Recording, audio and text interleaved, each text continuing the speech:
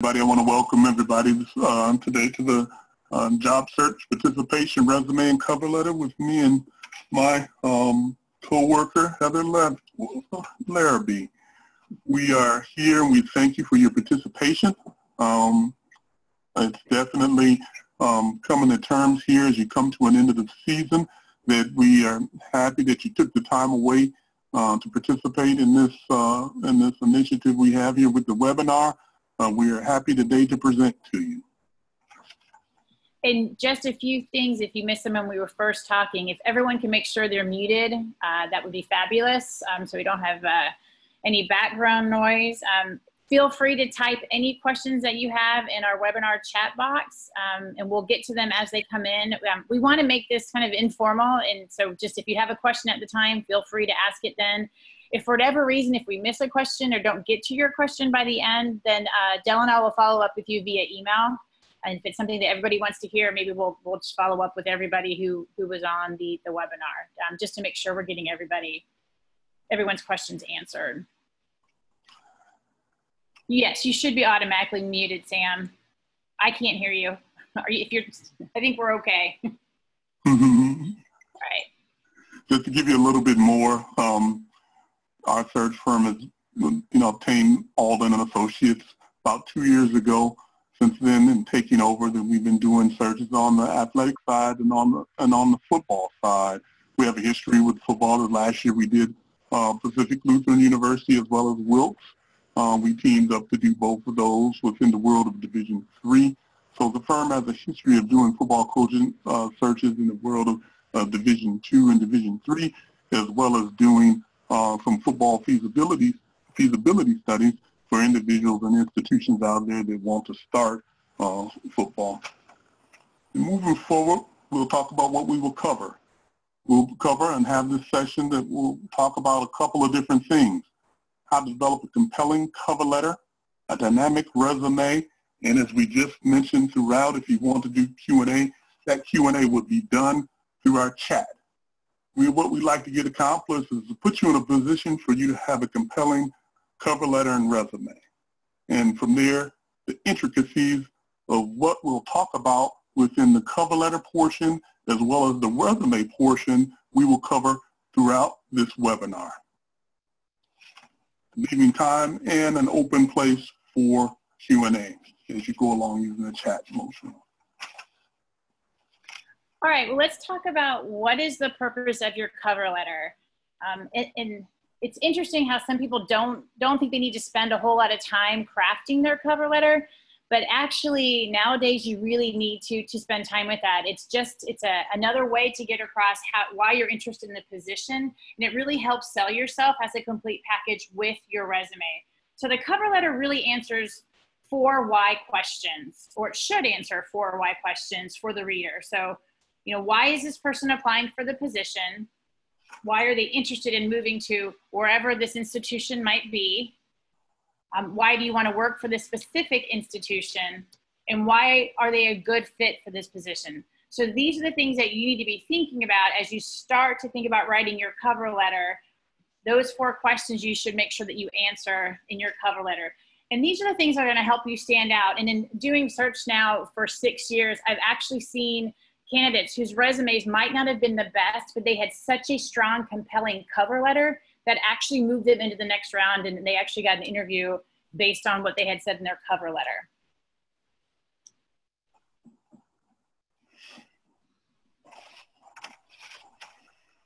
Things here what we'd like to get into is that you have to concentrate on who are you writing to. There's a couple of elements that we would like to drill down into. The biggest thing that you have to know is that you're getting into the realm of wanting to interview and position yourself for a head coaching job, or in searches that we've been involved in, you're going to be interviewing with somebody that's going to be reading these materials, and a coach is not going to be selecting you just within somebody that he has for a DC and OC. We're going to be looking at individuals through a search committee. We're working with that search committee. So keep in mind, who are you writing to? You're writing to a search committee. That is a group of individuals that's going to cover all realms of the university, not just within athletics. There'll be multiple people multiple stakeholders. They'll come from multiple viewpoints of interest. There may be individuals that may be an English professor, a chemistry professor, somebody that may be a faculty athletics representative. So they have all viewpoints of what they feel about the sport, what they feel about coaching, what they feel about what that sport of football brings to the institution. So know that more than one person or a group of individuals is reading it. Assume that everyone does not understand or is familiar with all the terms of football. And so when you're using football terminology or tossing it around, make sure you have a wide audience, or you're having an audience not that is football specific. So you're presenting it as that they don't know a lot about the sport. And in a couple of the searches that Dell and I have done, there's students on the committee as well as some pretty active alums that have served on the committee. So who've actually been very, very strong committee members. We got a question about what's the best way to address a cover letter when it's not to a specific coach, aka a committee. So yeah, you can, if you and we're going to get to that in a second, but that's okay. You can, when you address it, it needs to be, if it's not to a specific coach, I mean, it can be to the search committee, or you can make it to the AD. That works as well. It's really better to, if you could address it, make it personalize it. So if you can address it to the AD, that's great. If you know, or sometimes people address it to the president of the institution. If you don't know, well, you can look those up. So it should be pretty easy to find. But if it's a search firm, you can always email whoever that search associate is who's working on the search and ask them, who's the best person I should address this to. If it's going through human resources and it just has that blank, I would make the suggestion of going, as Heather said, to the AD. Yeah.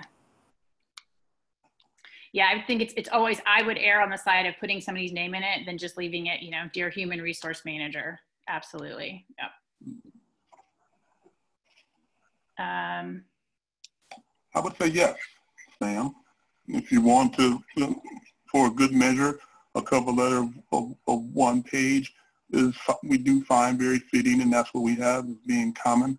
And I'll let you comment if you think that's something that you might have seen a little bit of deeper dive with.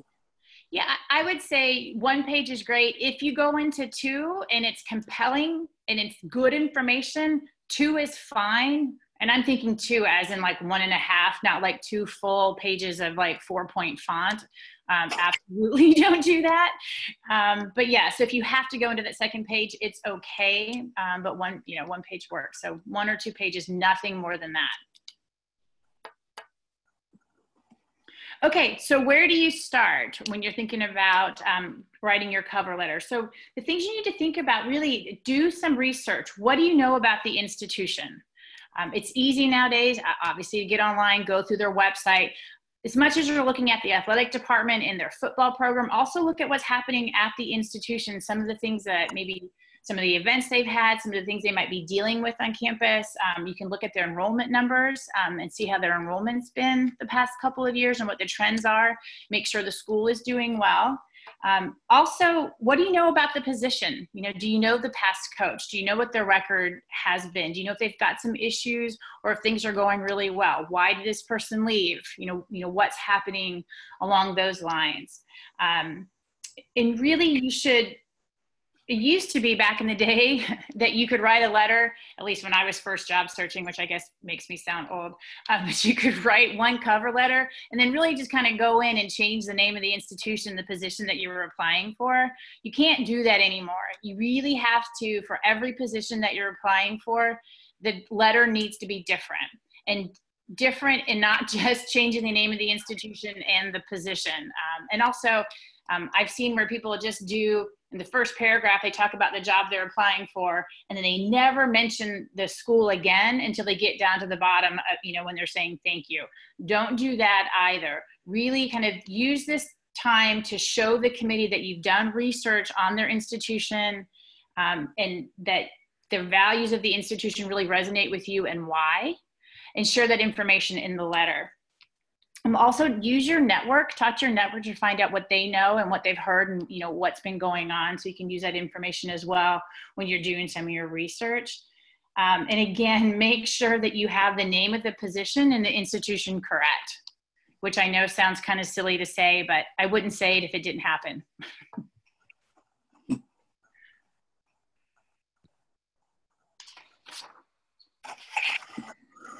There are only two types of people in the world, those that read the cover letter first and those that read the resume first.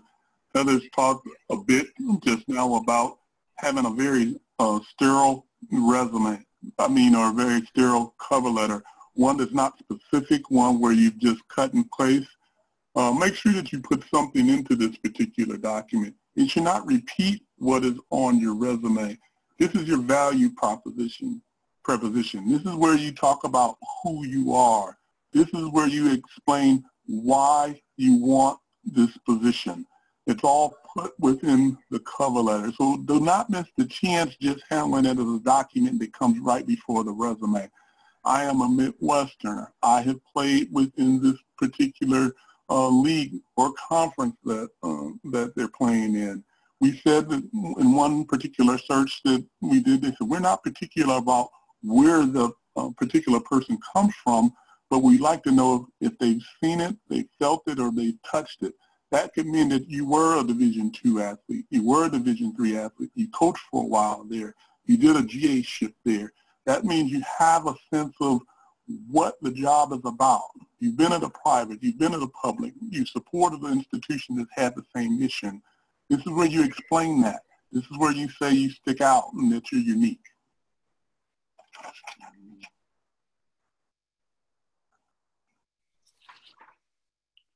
Okay, and I know some of this might sound a little bit redundant, but we're just trying to really kind of hammer home some of these points. But one of the things that you can do to really make your cover letter stand out is, again, share why you are interested in this position and be honest about it. I mean, it could be there's a reason you want to get back to that area. This, it could be that you actually went to school there and this is where you played. I mean, but really share why you're interested in the position. Also talk about the institutional's mission and why that might be compelling for you. And I can promise you, if you go in and you show that search committee that you've done some research and you know what the mission of the institution is, or even the values of the athletic program, that's going to go a long way. Search committees like to feel special. And by you showing that you've done your research and really have thought about, you actually being there and in that position, that's going to make you stand out. And again, it shows that you've done the research on the position. It also, think about why you are the right person for this position. Obviously, you think you are if you're applying, but share that with the committee through that letter. Why would you be the best fit? How can you be the one that's going to take this team to greatness, or help them rebuild, or take what's already been done and help move them forward to excellence? Really show why you are uniquely qualified. And I think what you need to take away from this is, in this cover letter, think of it as another way for you to really address that search committee and show them via this letter why you are the best person for the job. Help them see how you are different. All the resumes are going to come in. They're going to get lots of cover letters and lots of resumes to read. But a letter that stands out with you talking about the institution and how you are going to make things different for them, that's what that promise you is what they're going to be looking for, and that's going to help move you forward. And really be compelling. I mean, Dell talked about, do you already have experience with this conference or within this division? Have you done recruiting in that area? I know they look to that a lot, but really be compelling about your fit and experience. And the one thing that I think people don't do well is helping to connect the dots. You know why you're good. You know why your experiences make sense and why you'd be a good fit, but the search committee doesn't. And I know it's in your brain, but you have to spell it out for the committee. And I'm not saying the committee is not smart, but as Dell had shared before, they're coming from all different walks of life from that university campus. So really kind of help them connect the dots. So do that for them so they can easily see how you were the right person for them. And I'd like to add on to what Heather said when she talked about many walks of life. This is why we like for you to dig down into the piece with the resume and the cover letter, with the cover letter being the start. It is very important that you spend time here with these two documents, and with this document in particular. In the searches that we've done, we find people spend far more time talking about or trying to put together a piece or a PR piece that talks about how they feel about X's and O's, offense and defense, there'll be a time for you to do that. We want you to start you out thinking about the cover letter and the resume right now. Once you start getting towards becoming a finalist, and you'll get a chance to show and talk about some of that thing. That'll come a little bit later within the process. But we find people spend far more time on those PR pieces than they do on the foundational pieces. Mm-hmm.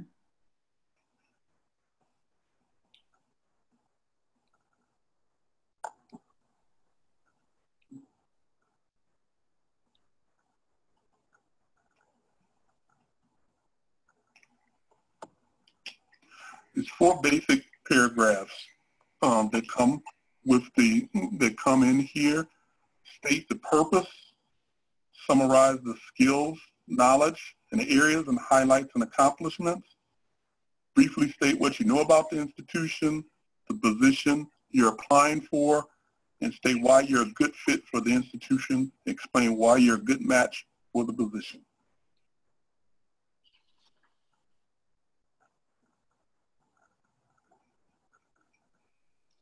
Okay, and I briefly talked about, again, how your cover letter and resume, how you need to think about those two actually working together. And one is just as important as the other. So use them together very effectively to really kind of, I don't want to say plead your case, but you kind of are. Like, you know, why are you the best person for them? And those two documents are things going to help you move you forward in the search. So please take the time on both of them and feel good about them, because it's a representation of who you are. And here's again, so in the cover letter, if you can personalize it, that's what you need to do. Dear so-and-so, you know, make sure you can do that. Really use that position announcement or the position description, whatever you've seen that kind of describes the position to you. Use what's in that, because that's very important. The institution spent some time kind of putting that together. So use their language when you're talking about, you know, how you can best fit with them and your experiences. Use the words that they use to kind of help make them kind of see how you align with their needs. Don't, and I've seen this done, don't take the position description and where they list all the qualifications, copy and paste that into your cover letter, and then go through and say how you meet each one of those qualifications. And I talked earlier about connecting the dots. That's a little bit too much. You don't need to connect that many dots for them. But you know, make sure you are saying, you know, hey, this is exactly what they're looking for. You have experience with that. Use that in the cover letter. And then this goes again to, was it Sam's question who asked me about, yeah, it was Sam, about how long the cover letter needs to be. If it's well written and clear and concise, you can do 2 pages. Don't do 2 pages of fluff, but up to 2 pages. Never do more than 2 pages. And if you can get it to 1 and you feel good about it, that's excellent too.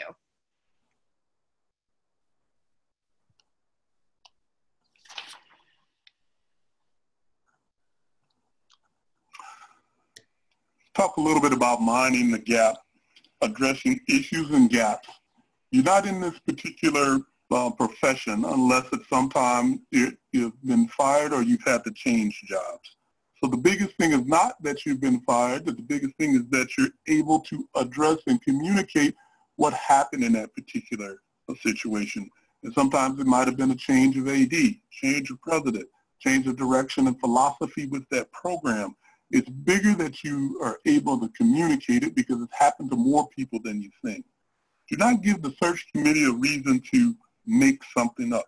That's why we're talking about the conciseness and being clear within the fact of what you're presenting out there with your resume and your cover letter. If you don't put it down, if it's not put down and you're able to pivot and talk about it, they'll make it up. So be very clear and concise with that. Anticipate questions. You know the layout of your particular resume. If you're going from 16 to 18 and there's a gap there, anticipate that. Anticipate what will be hot, cold, whatever. There's going to be questions out there. Anticipate them. Have you been in your current position a short time? Think about that. Why have you been in? Why were you brought in within that short time? Was there somebody else that was moved and then you were brought in? Moving from a small institution to a large institution, this might have been a part of your overall game plan that you wanted to get to a larger institution. So that could be something that needs to be explained within that and why there would be a gap there. Moving from public to private. Each of you have particular goals of institutions that you would like to work at. Some of you come from private, played at a private, went to a private, and you'd like to get to a public because that is your experience, or vice versa. You're wanting to state that. You want to state those are the reasons by some of the moves that you've made. Look at each member as a stakeholder. That's why he or she is there. Each time when you're dealing with a search firm, you have the liberty in a lot of instances to make the request to say, can I see names of individuals on the search committee? When you're looking at the names on the search committee, that's almost like taking a particular recruiting visit. You know from the names that they have there, if it's somebody from the Dean of Students office, there have been problems that have cropped up with conduct. If there's somebody that's on there from Faculty Senate, there could be a view of what the culture is like as far on campus with student athletes. There's a story to be told by the individuals that are out there. So look at the stakeholders that are around. Is there alumnus that is connected to the group? That would mean that that particular person might have insight about their particular era and what the culture has been changed and how football has changed over the years. Look at it, study it, and just say how that story is being laid out for you. There's a reason each person is a stakeholder. And again, with what Del said about, don't give the search committee an opportunity to make stuff up. They do. I've been on committees where if there's a gap, they think the strangest things. And what we do as search associates is if it's not in that cover letter, then we'll go back to you and say, hey, what was going on here? Because if it can be explained, absolutely do that. And if we're not there to do it, you need to do it for yourself. So, hit it up front. You're not hiding anything. Things happen. You don't have to go into painstaking detail, but share, why there might be a gap, why you took 6 months off, or what was going on. I think that's always much more beneficial than allowing the search committee to make up some wild tale of where you might have been. We have a question from Aaron about what is the line between fluff and added value, and what does it sound like fluff? That's a great question. And I really think, and part of that, having somebody proofread your work, someone who knows you've given them position description and they kind of see what the institution's looking for and then read your letter, and they can tell you when, you might have been a little bit too excited about something and gone overboard or overly explained something. I mean, it is a fine line, but just if you'll know in your gut, when you're reading it, you're like, oh, this might be too much. Like if you were reading this from another coach that was writing it, would you think they were, kind of just bolstering a bit, or is this actually relevant? If it's relevant and meaningful and provides added value, absolutely keep it in. Aaron, that's a hard question to answer without looking at your writing. So, I mean, maybe that's something we can talk about offline. If you have a cover letter and you want me to look at it to help you with that, I'd be happy to do that.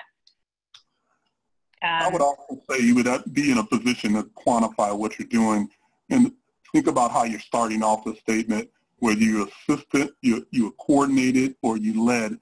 And that will come behind it. Will say how you will lay it out as far as whether it's fluff or not. A lot of times people can quantify what they've done behind that statement, assistant or coordinated. And sometimes people want to overstretch themselves only in a situation, in a lot of situations, people say, we don't want to know that a person has definitely done it, but they're able to talk to it. Mm-hmm. And so in that, I would say is that sometimes people can be too far-reaching when it can be, pretty simplistic in saying is that you have knowledge of it and that you have been a part of it. And it doesn't necessarily mean that you have led it. So, but we can talk more, as mentioned, offline on it. Yeah. And just one last thing, and cover letters before we switched over to resumes, just a couple of things to note. Generally, in higher ed, the standard is APA style. So if you have questions about that, just go back and Google APA style, and it'll tell you kind of a quick guide for do's and don'ts. Watch your grammar and punctuation. Always proofread your work, but have somebody else do it as well, because you've looked at this for so long. You're not going to see something that is glaring and someone's going to pick it up and be like, oh my gosh, look at this, like there and there, or different things like that you're when you get it spell checked is not going to pick it up. So make sure you have somebody else read it. I always like to write something and then let it sit for a little bit, then come back and look at it again and be like, oh my gosh, that makes no sense. I can't believe I wrote that, or I spelled that incorrectly. So proofread. And we try to, every search committee we go on, someone will be like, oh, there were typos or there were this. And, we try to mitigate that a little bit, but there's a lot of typos that does work against you, especially if there's faculty on the committee. And if there's faculty listening to us right now, I apologize. I'm just trying to say sometimes they can be a little more difficult. Use a reasonable font size and margins. I joked earlier about don't put 4-page or 4-inch font or whatever. So don't use a big huge font. Don't use small font. Use a consistent font. So if you start with Georgia 10, the whole thing should be in Georgia 10. You don't need to highlight anything or make it bold or use different colors or any of those things. Just keep it one size and make your margins, reasonable, usually an inch on either side. And make sure that you've personalized it, and then you've got page numbers. So if you do go on to the second page, make sure you put a page number on that as well.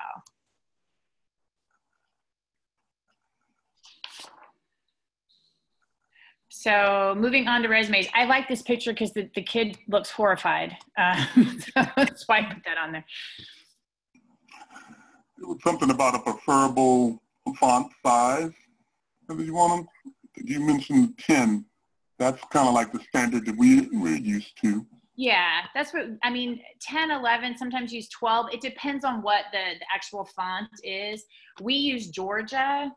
So Georgia 10, if you ever wanted to look that up, we use that for all of our documents, our official documents from our firm. I'm not saying that's the end all be all and you have to use that, but can kind of give you an idea.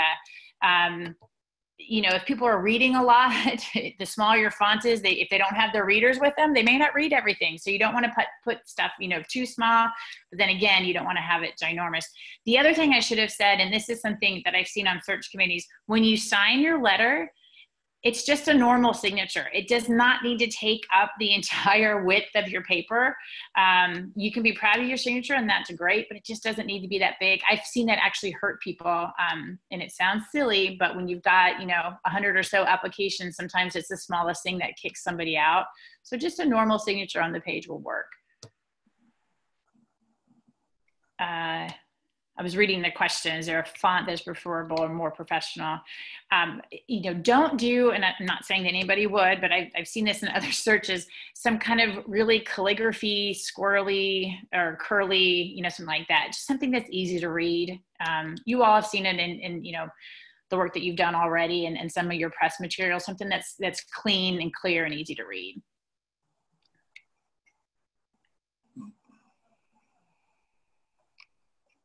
I got a question, same question for resume, keep it to one page or can it be? We're going to get to that. Can you hold on 2 seconds or 2 minutes? And we'll answer that question for you.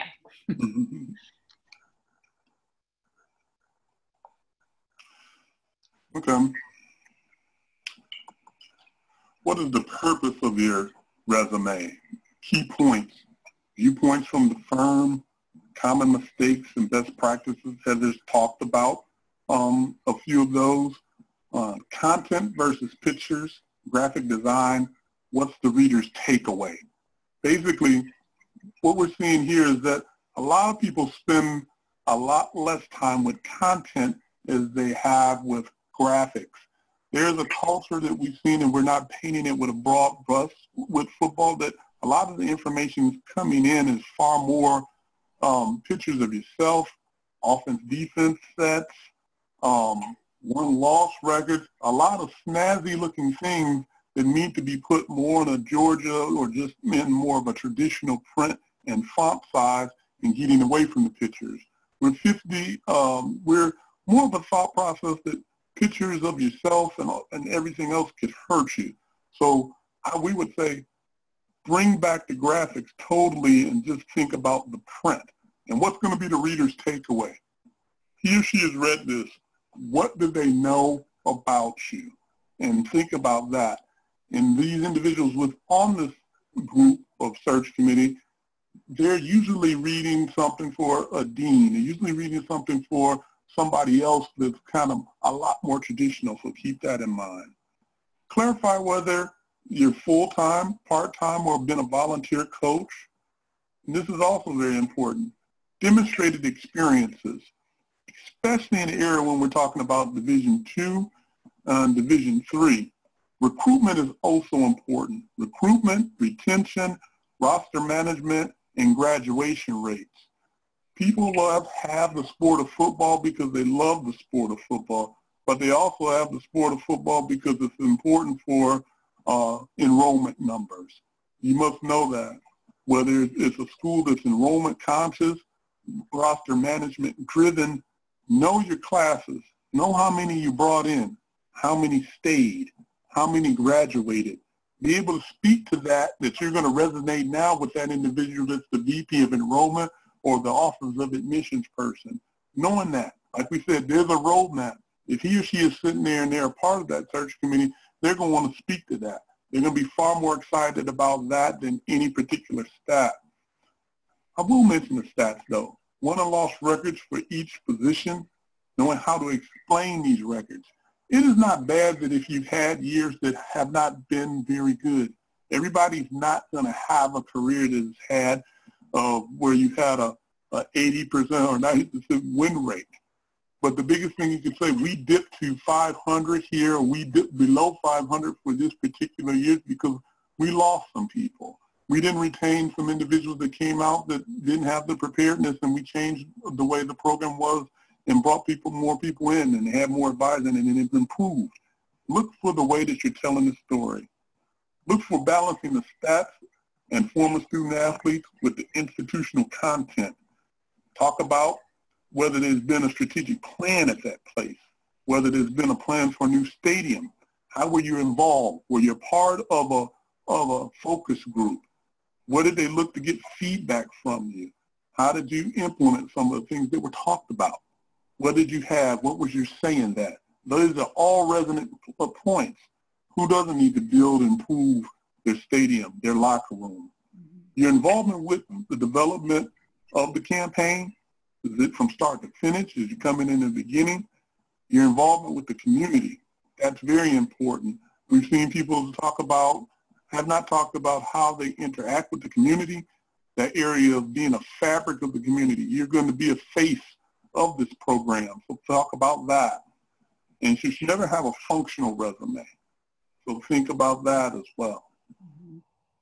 I would just kind of reiterate, one of the things I was really surprised about when we did one of our football coaches searches, there were 2 alums on the search committee that were former players, and the amount of research they did and the stats they knew for every individual that we moved forward from their institutions. They went back to the recruitment piece, the retention. They knew exactly what their graduation rates were, things that you're like, I was impressed with how much research they'd done. So if you have that already done for them and can put that in your resume, that's just going to make you, again, stand out a little bit more. And the other thing I would add about the community involvement, or if you were involved in the development campaign, a lot of what we heard is, what are you doing with the students in terms of student success off the field? I mean, we understand this on the field, but what's going on off the field with them? How are you helping with maybe some of their, study sessions or their community involvement? Does it, have you started kind of a community involvement or a volunteer initiative, something that was, just for the team that you worked on? Things like that, you absolutely should include in your resume. And again, it goes back to, and I've said this multiple times, I'll try to stop saying it, but it makes you stand out because you're showing that, there is so much more to this student athlete, in addition to playing their sport, but we also want them to be successful, happy students. And what are we doing along those lines as well?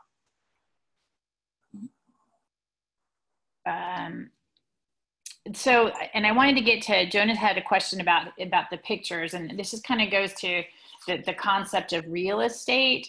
And another question that we had about the multiple pages and how long should your resume be? Again, this kind of goes back. You can have a 2-page resume. You could have a 3-page resume, honestly, as long as what you have on there is relevant to the position that you're applying for. I don't know if you need to go back to, Little League or when you were first starting to play, if you need to have those things in there.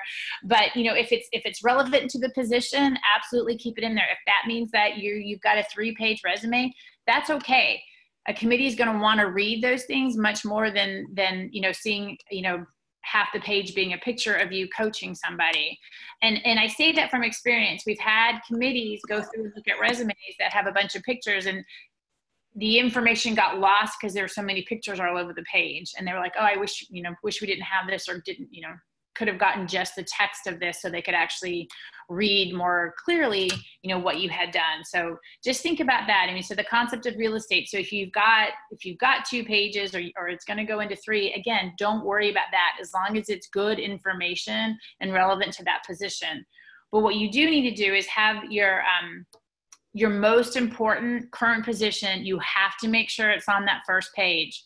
It has to be there for them to see. Absolutely.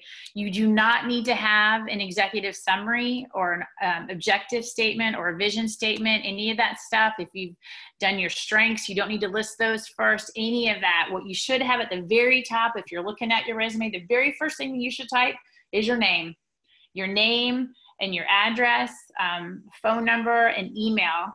And make sure the email that you use, if you have a funny nickname and that's your email, you may not want to use that. You may want to get an email just for your job searching, something that's a bit more professional. But please, please, please check that email because people are going to communicate with you via email. And I can't tell you the times I've been trying to get in touch with possible candidates and they never respond back to an email. Then you're trying to call them, then you're playing phone tag. And so, if you have to create a new email, go ahead and do that, but make sure you're checking that on a daily basis, or have it set on your phone so it dings so you're getting something so you can check it. So again, at the top, it's your contact information, and then you go right into your education. And Dell's going to talk a little bit more about that. Make sure that in terms of real estate, each of the pages, that you have your name at the top of each page and a page number, again, so people don't get lost reading the resume. Goes back again to the reasonable size font and the spacing and the margins. So some people like to make things larger on the resume, or the institution really big, bold, and then everything else is smaller. For that, use the same size font. It wouldn't go smaller just to make something fit. Again, if it's relevant, go on to that next page. It's fine. But don't like underline or bold or put in red, those types of things. Keep everything kind of an easy to read, pleasing for the eye, and kind of something they can easily follow. And your font that you use for your cover letter, you should use for your resume as well. So you kind of keep that same font theme going from cover letter to resume. And if when you're thinking about the space on the page, if there's a way, if you're doing bullets and you want to combine 2 bullets, if that makes sense, go ahead and do that. If it doesn't make sense, don't force it. If it's 2 clearly different statements that you're making, or positions, or not positions, but experiences that you've had, go ahead and make it a second bullet. It's fine. Don't try to squish something together if it doesn't fit.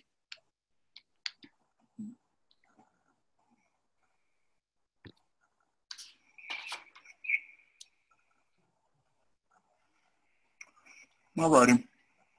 So I would piggyback some pieces that we talked about relative to resume. Chronological order is very important. Briefly describe your institution, division, and conference.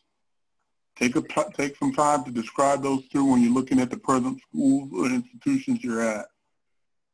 Responsibilities versus accomplishments. There's different things, and knowing the differences between the two. Cutting tape could be a part of a responsibility. Leading a team from 2-6, to 8-8, those are different.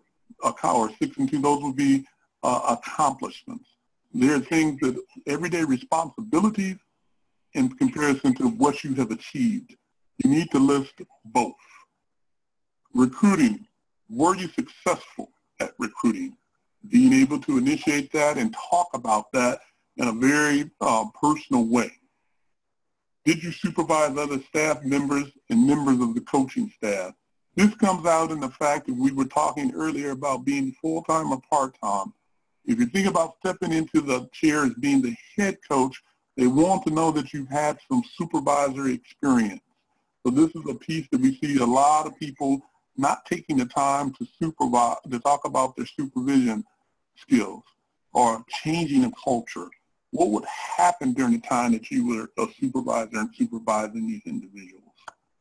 Campus visits, being able to talk about handling the visits, those being official and those being unofficial. This is an excellent place here to talk about collaboration and partnership. Were you working with the admissions office? Were you working with enrollment management? Did you come up with a better way to do visits? Who was involved? Was it the inclusivity that you had many people involved from other parts of campus? Were they timed with other things that were happening on campus? These speak to different things. Summer camps. You talk about that and your involvement in that. How many people attended? What was their purpose?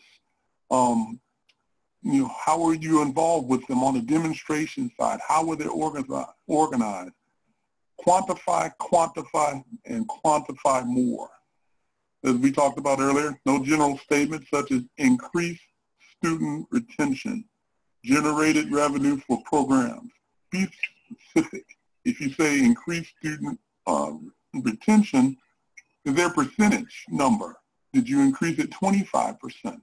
Is that something that you're talking with admissions about? Did you know that number exactly? Knowing exactly who you are and how you're represented in this document is very important. Think about percentages. Think about how when you say increase, what's going to go behind it? How is it going to be quantified? Be very specific.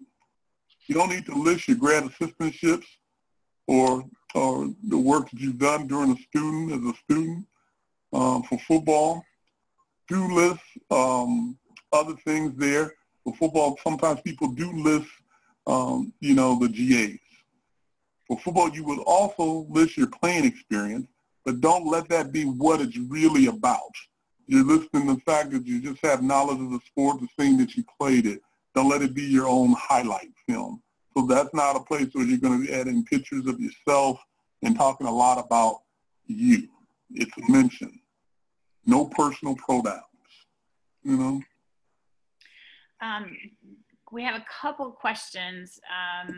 So in terms of, is there anything that you could do aesthetically to make your resume stand out from the pile before they start to read it? Honestly, and I hate to be a party pooper, but there really isn't. I mean, what's going to stand out is your accomplishments and really how you arrange that resume to highlight, all that you have done. So I wouldn't think in terms of, I have to add a picture, I have to do something or put it on different paper, even though generally they're just printed. So I would really just focus, instead of thinking more about how can I make it look better, focus on the content of it, because that's what's going to stand out. Dale, do you want to answer the other question about the All-Americans? I think that making a reference to how you've coached these individuals and listing their names, that's something that we have seen. Mm-hmm. We don't want people to go overboard with it as a part of what they have listed. So that's how we feel about having it there as just a basic listing along the line. I just talked a little bit about referencing responsibilities and accomplishments. All-Americans, that can be an accomplishment. And working towards them going from freshman to their senior year, that's an accomplishment that they did that and they also graduated. But think more about the area of content. What it looks like in the glossy is not as important as how well it's said or what you're talking about. Many people spend more time with the glossy than they spend talking about retention. They spend more time with that than talking about a student issue that they've had, if it was addressing social justice. Those are more things that stand out to you, that make you stand out, than the physical look of the resume, in our opinion. So in terms of the sections of your resume, so if you think about it, so like I talked about, you've got your heading, then you're going to go in and list your education. Be proud of your education, put that up there front. If there's any certifications that you have, additional trainings, those types of things, list those there. And then again, as Dell said, we're going to start listing your experiences in chronological order. So your current one is at the top, and list the institution, the position, and the dates. And then you go into the responsibilities and accomplishments. And I absolutely agree with what Dell was talking about with listing that those players that were all conference or all Americans, that goes underneath your accomplishments, but they see it in a full set of this is everything else that you were doing there as well. In terms of that, not just what you were doing, again, coaching on the field, but the coaching off the field, the things that you were doing. What was your role during game day? What did you do during study hall? Things like that. Make sure you add that and those community service types of activities, everything like that that's part of your job, in addition to all the coaching you do. So the things you kind of do off the field with the students, make sure you highlight that and have that in your resume. You can highlight selected presentations or clinics, either ones that you were invited to or if your proposal was accepted. If you have any publications, that's another section. And then awards and honors that you've won is another section. Your professional development or memberships in, NCAA stuff, NFA, NFF, any of those types of, accomplishments or your membership, make sure you list that. Committee members will absolutely look at that. Any committees that you've sat on within those professional organizations, any conference committees that you've been a part of, anything like that, be sure to list it. Also list your institutional service. And this is outside of what I was talking about with the study hall and some of the community service stuff that you did with the team, but what have you done maybe institutionally wide? So any projects that you sat on, any task force, any special committees or special projects that you were a part of, list those as well.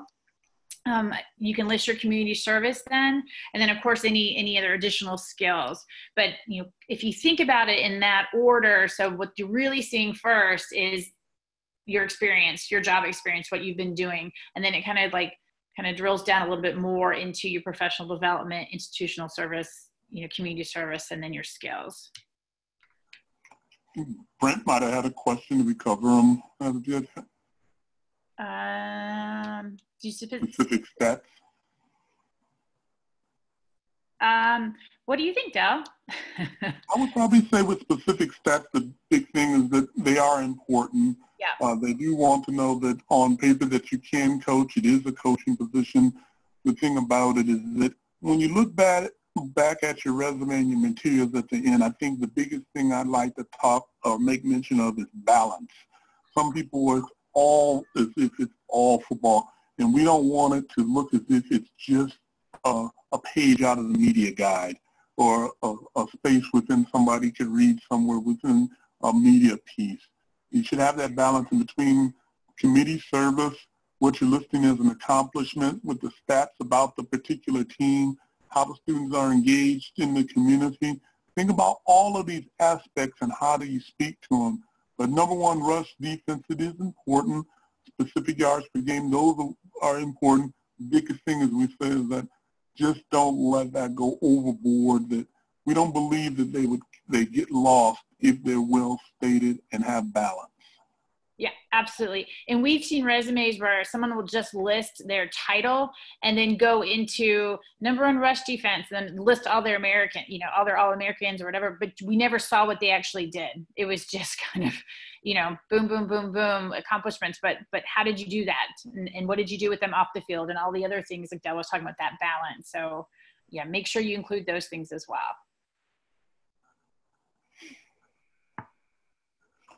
The big thing here is that we want you to be clear and concise with your details. Providing prior experiences written in past tense. Do make sure that you hone in and reinforce that. Do not let the acronyms fly. Everybody doesn't know what those three-letter words mean, so reader might not necessarily understand them, so be able to state what that acronym stands for. Use specific names of programs and initiatives. This is not just somebody that's at your campus that's reading it, so if it's followed up with a particular in a paraphrase form that you use the acronym, Make sure that it's spelled out and we know what it stands for. There's no abbreviations. This is a formal document. So think about writing out the words fully. So there's no abbreviations. Heather talked about this a little earlier, where you want a bold or italics. You don't need to do that or underline something. So that's not a rule of thumb. So don't do that or think that you need to do that. Consistency and inconsistency as far as punctuation. It is important that if you're inconsistently using a period, that you do that all throughout. If you're using a semicolon and you started using a semicolon, consistently continue to use the semicolon, whether it's right or wrong. What we don't want is that you're interchanging them. It's sometimes a period, it's sometimes a semicolon. Consistently stay in one theme, whether it's right or wrong. Mm-hmm.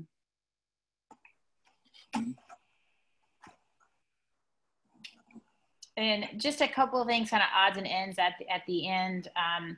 If you include it on your resume, be ready to talk about it. So if they've read something, they may ask you a question about it. So know within an interview, you need to be ready to speak to it. So just know what's on your resume and that you might get a question about it.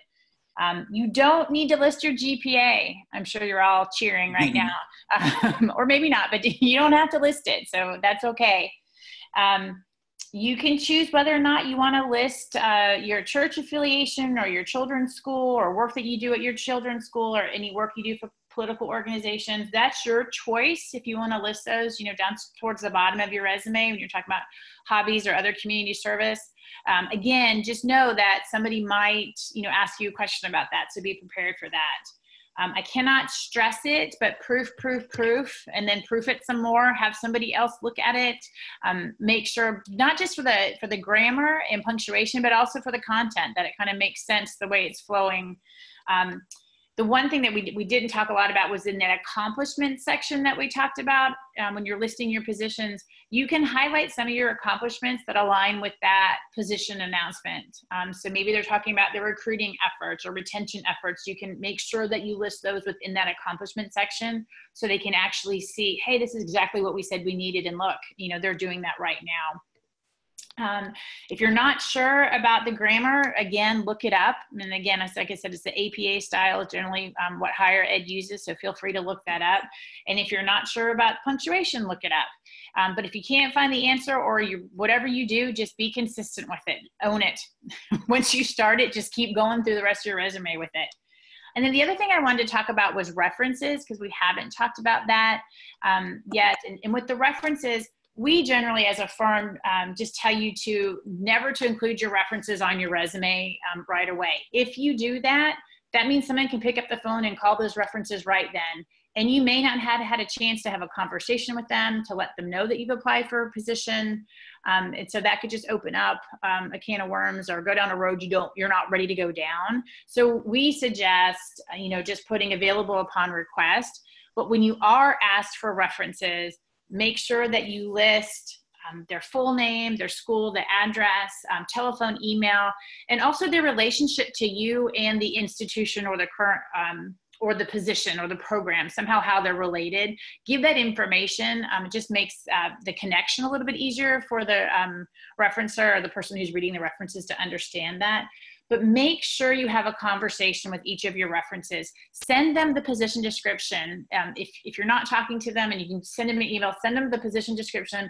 Tell them why you're excited about that position in particular. Pick out a couple of things that really excite you and why you think you're a good fit. That's going to help both of you. That's going to help you in the long run, but it's going to help that person who's giving that reference for you really be able to talk about why you're excited, that you shared this information with them. And that's going to go a long way when someone's kind of reading that reference report or listening to what they have to say, that you've had that conversation and took the time to make sure they understood why this position was important to you. We got another question. Is it critical to list a reference from your current employer? That's an excellent question, Sam. Is it okay? You were looking. Okay.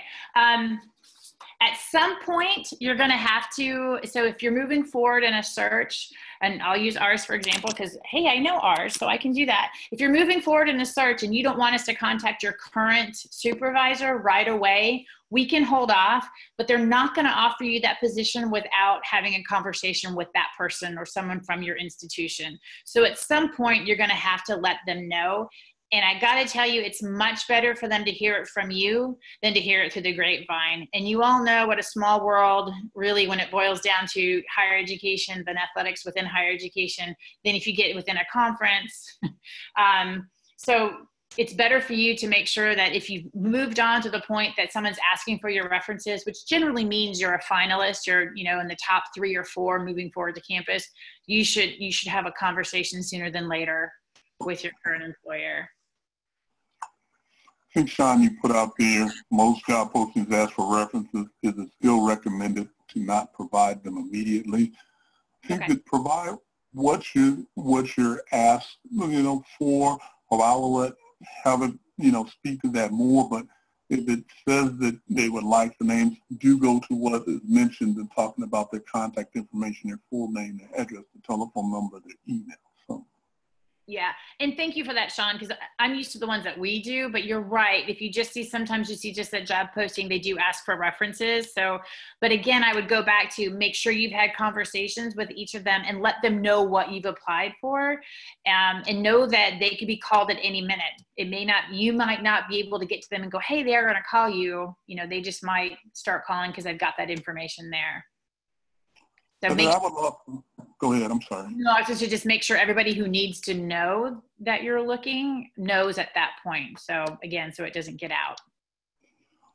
I'll mention 2 things. One thing you're talking about was looking. When you're dealing with a firm, one thing that we do reinforce is that once you reach the stage of being a finalist, that's when everything is usually public. And before that, when we're doing, you know, the search and the firm is involved, it's pretty confidential, and that's why individuals hire us. And so this, basically, you have to find out when that sweet spot is to kind of say that you move now to a finalist and you're going to campus, and you're hitting your supervisor to say, and they don't know that you've been looking at all, and now you're a finalist. So figuring out the particular pace and cadence with that as you go through these processes are very important. But usually once you get to the point where you become a finalist, those names are going to be publicized, you know, somewhere. And also the other piece I was going to say about the references, I would like to just go back to our thought on the search committee. Be strategic in who you place on your reference list. If they have on the search committee a VP of enrollment and you have collaboration and you've done good work with recruitment and retention, I might switch out one of the coaches that you might have for a VP of enrollment that's going to speak to how you've acted and been a leader in that space. So think strategically about how individuals lined up in comparison to who you'll line up on your particular reference list, just as a point. So. Sam, I love the Spelman Johnson. That's awesome. Thank you for that. I'm going to use that. But your question about best to apply yourself or to go through a search firm. So if it's a job that we have, so our clients are the institution. So the school will work with us and then we'll post the job. So if it's a job that you see on our website, you have to apply through us. And if it's one of those jobs, it's use us. We've been to campus. We've talked to everybody about this position. We can tell you the good, bad, and the ugly. So make sure when you'll see the announcement on our website and it'll say who the search lead is, give them a call, shoot them an email and ask to have some time with them and let them talk with you, because we've got great information that we can share with you. If it's not a search firm handling it and you are applying yourself, what's the second part of that question? So, you talked about hiring an agent. Jill, do you want to answer that question? And can I just show that I have a typo on this. So going back to proofing, I've had 3 other people look at this and nobody caught that my email is wrong. So make sure you send all your emails to Dell. Since I didn't actually, I'm just Spelman Johns, so I didn't finish it. So sorry about that. Gotcha. Do you want to talk about the agent piece, Dell? I can talk about the agent. It's come into play as a little bit as we started to get involved with athletic searches. I would say know a little bit about the institution that you're dealing with. Some of you might be at a smaller private institution. Think about it. Okay, this job pays this set amount of money. Most of the searches they've done have been for deans and individuals within chemistry departments, and these individuals around the table that are on the search committee are now talking with an agent. It's come up that's usually out of sync. I would say deal with your agent individually, but not as a point of a person that's going to do or be a piece of a negotiation for you.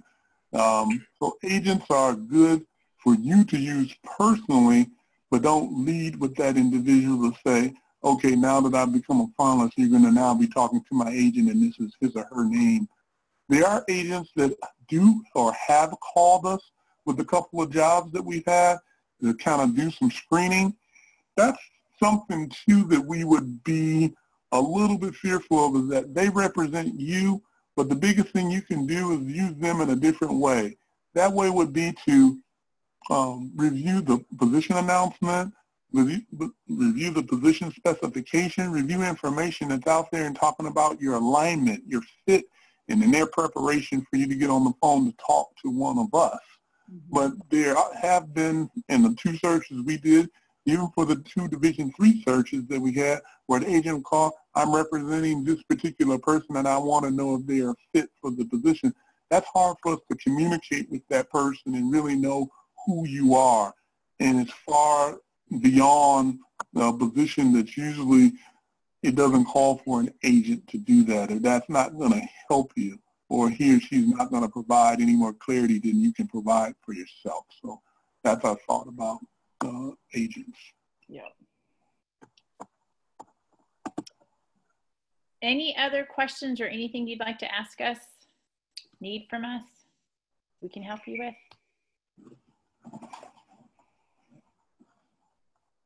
Okay. Well, if you think of anything, again, you have our email addresses.